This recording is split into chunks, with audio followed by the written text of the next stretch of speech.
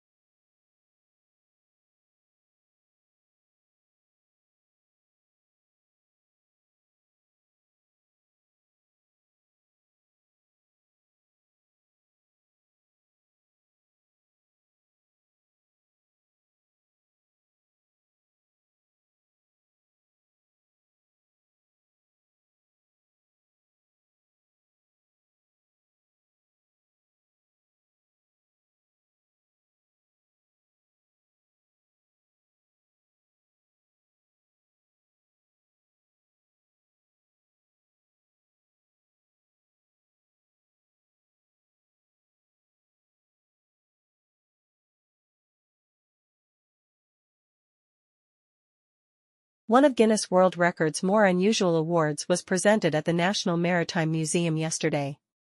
After a 100-day trial, the timepiece known as Clock B, which had been sealed in a clear plastic box to prevent tampering, was officially declared, by Guinness, to be the world's most accurate mechanical clock with a pendulum swinging in free air.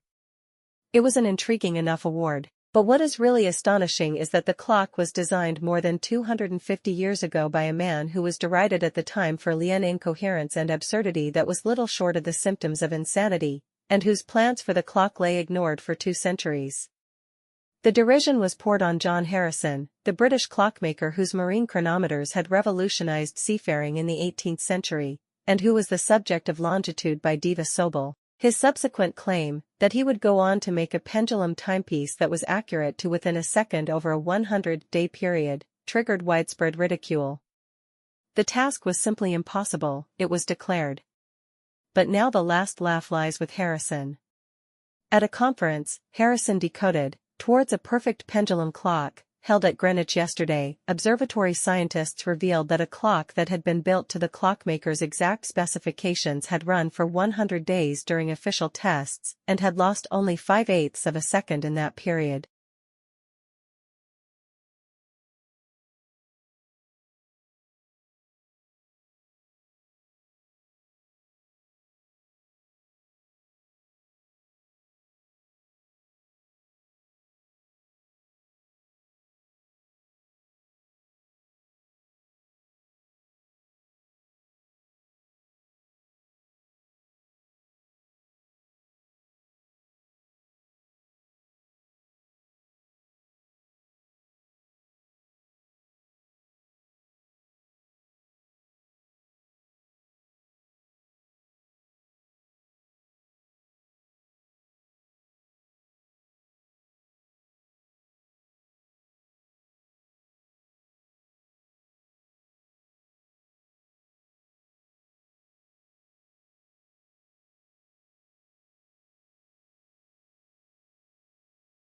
A medical doctor and professor for international health at Stockholm's Karolinska Institute, Rosling became famous as the public educator who used statistics to show how the world is changing.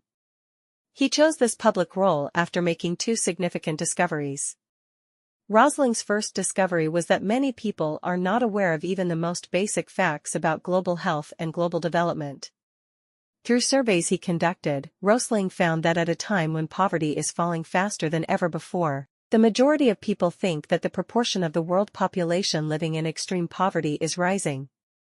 Similarly, he found that many underestimate global life expectancy widely, and are not aware of the success of delivering healthcare services, for example, vaccines, globally. He found that people's worldviews often do not have much grounding in facts, even long before the post-fact era. Rosling was convinced that this unawareness of global progress matters. He made it his mission to fight this devastating ignorance that turns us into cynics, as we falsely believe that global development must be a mirage. Rosling's second discovery was that this lack of factual knowledge was not because people are not interested in global development, but because it is too hard for those that want to know about global development to access this knowledge.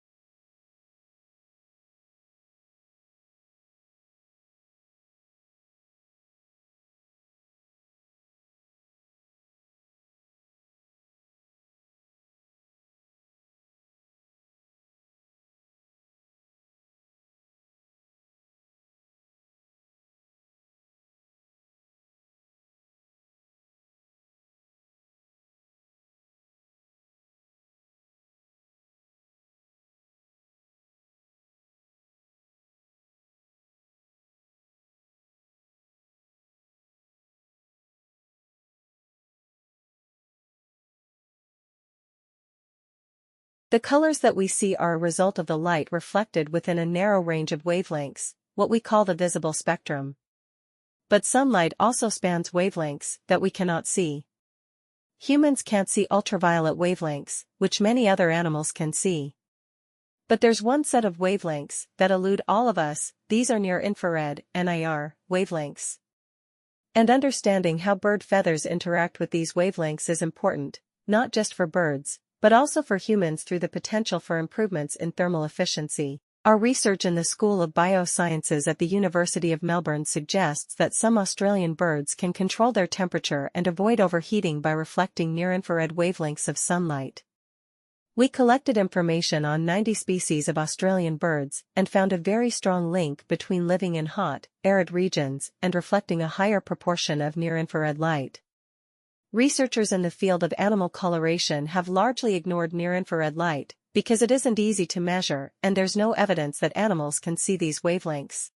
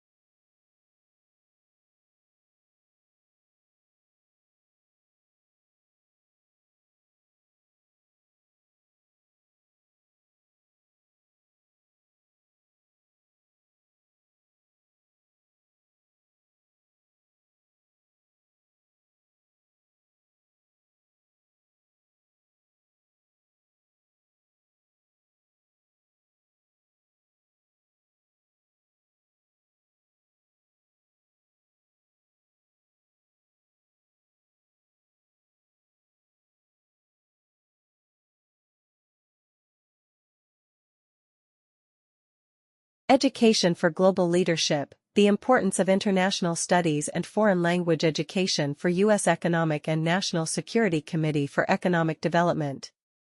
To confront the 21st century challenges to our economy and national security, our education system must be strengthened to increase the foreign language skills and cultural awareness of our students. America's continued global leadership will depend on our students' abilities to interact with the world community both inside and outside our borders.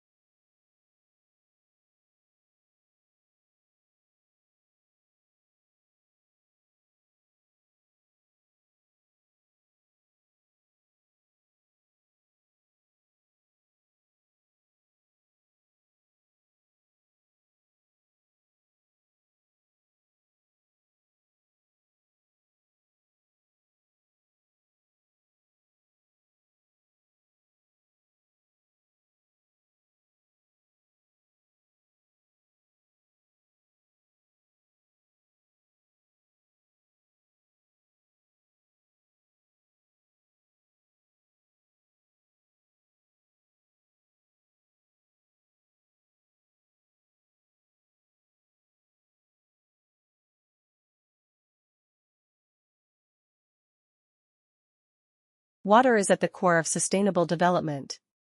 Water resources, and the range of services they provide, underpin poverty reduction, economic growth, and environmental sustainability. From food and energy security to human and environmental health, water contributes to improvements in social well-being and inclusive growth, affecting the livelihoods of billions.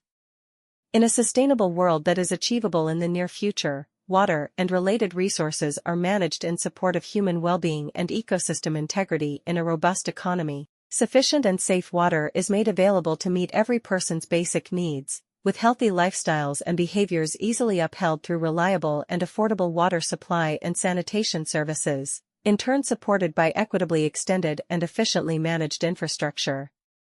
Water resources management, infrastructure, and service delivery are sustainably financed. Water is duly valued in all its forms, with wastewater treated as a resource that avails energy, nutrients, and freshwater for reuse.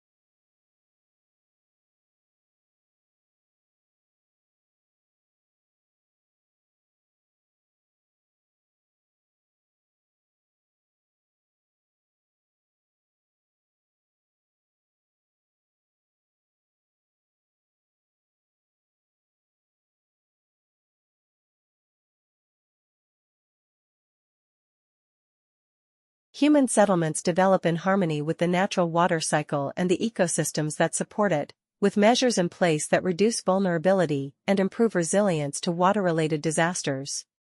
Integrated approaches to water resources development, management and use, and to human rights are the norm. Water is governed in a participatory way that draws on the full potential of women and men as professionals and citizens, guided by a number of able and knowledgeable organizations, within a just and transparent institutional framework. The advantages and disadvantages of solar power compared to other forms of renewable energy have been greatly debated. While obviously superior to some forms of energy, solar power's high cost and efficiency, dependent on geography, have limited its appeal. However, a large number of advantages also merit further development and even possible adaptation for residences.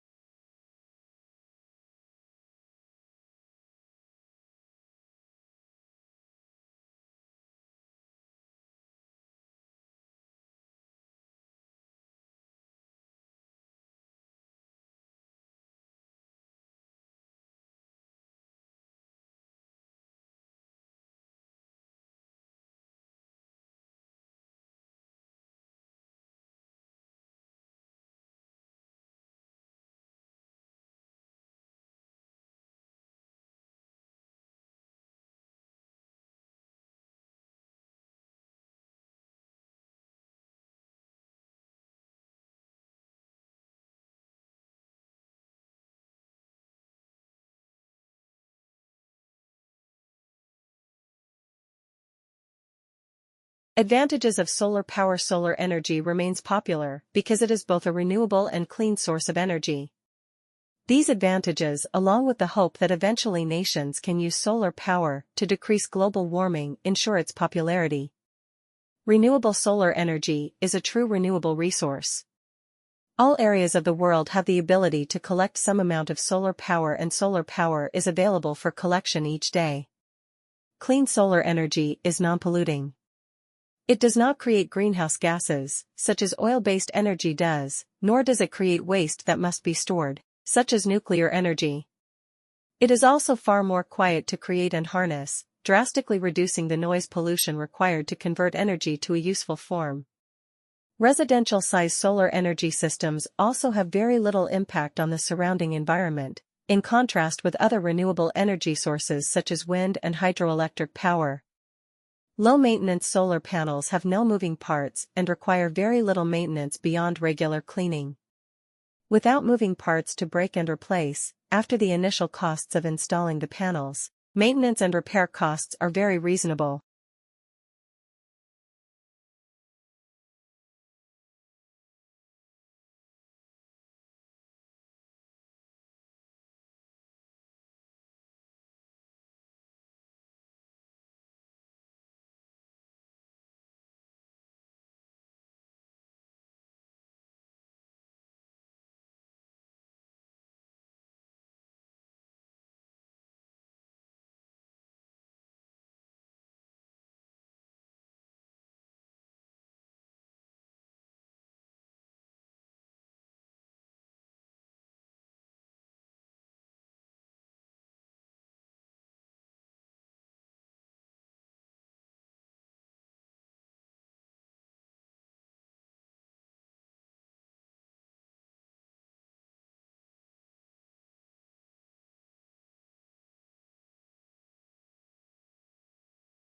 Many insecurities, fears, and doubts stem from lack of understanding or lack of knowledge about something. The more you understand and know about a situation, the more comfortable you will be, and thus the less power your shyness will have over you. Let's take for example, the subject of public speaking. This is an activity that terrifies most people half to death, but only because most people don't have much knowledge about it. If you do some research and investigation, you'll come to learn that it's perfectly natural to be terrified of public speaking, and that almost every single person has the same fears and insecurities that you do. When you take it further and ask yourself why you are so terrified of this, you'll come to learn that you are scared of being judged, or of being laughed at. From there, you can go and read and learn about people who are good at public speaking, learn their tips and strategies. This way you are much more prepared because your knowledge on the subject is vast. As a result of this, your confidence will already be much higher than before, which might allow you to attempt public speaking when you join a club like Toastmasters. As you practice more, you will naturally become even more confident. This rule applies to any area where you feel insecure. Read and research as much about the topic as possible.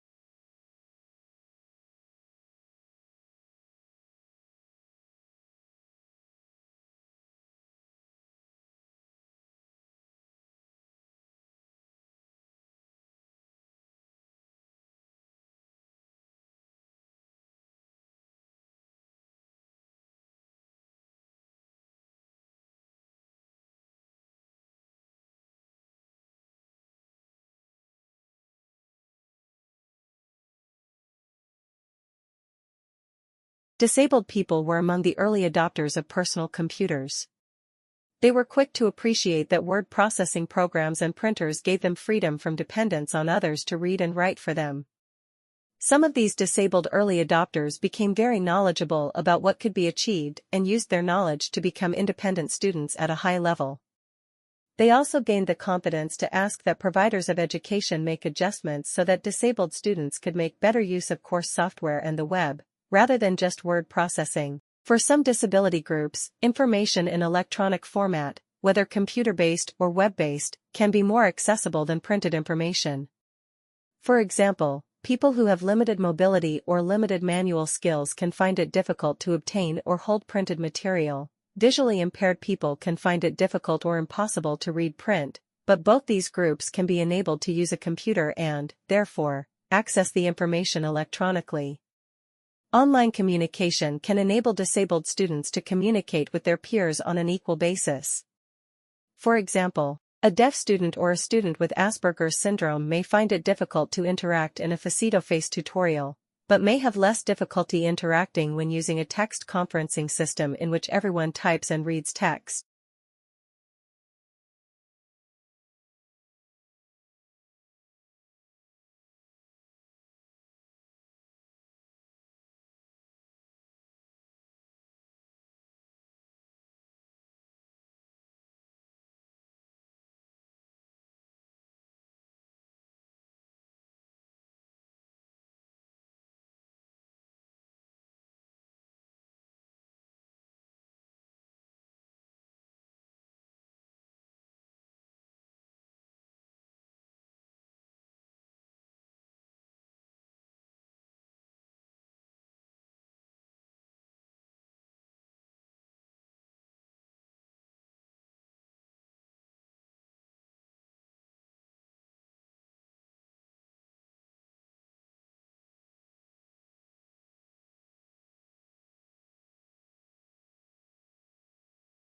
You could argue this kind of digital detox would be beneficial. We'd take our eyes off our screens, then strike up real-life conversations with each other. We've discovered that our smartphones can actually make phone calls. We bring back fax machines. And start making notes by hand. Well, maybe not fax machines, and hey, we'd still have TV to entertain us. The world would not fall apart. In fact, with almost 4 billion people having no access to the internet worldwide, half of humanity wouldn't notice a difference in the short term. But not you, mighty internet user. You would notice right away. If the internet suddenly flatlined, social media users would start calling each other on the phone, overloading the working telecommunication systems, unless cell phone towers and telephone lines were also shut down. Then you'd go back to writing letters and sending them via post. Forget about wireless file transfers with no Wi-Fi. You'd have to use a physical cable to connect to computers or a CD. Remember this? Now think about the economy with financial data generally stored on a server. Banking service largely depend on the internet. Each transfer would be impossible. Your credit card and debit card would become a useless piece of plastic.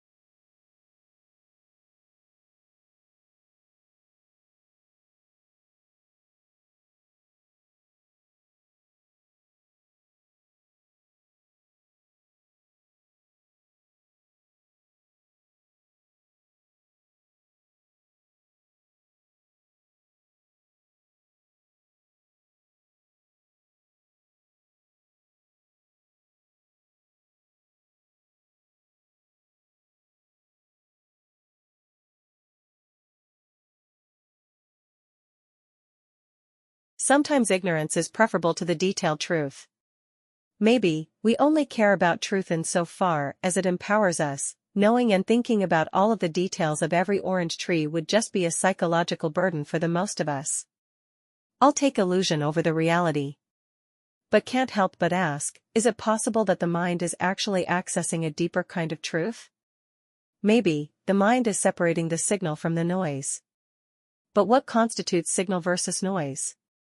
Our values. A farmer that values knowing all the details of an orange tree will view it differently than a regular person. Well, where do our values come from?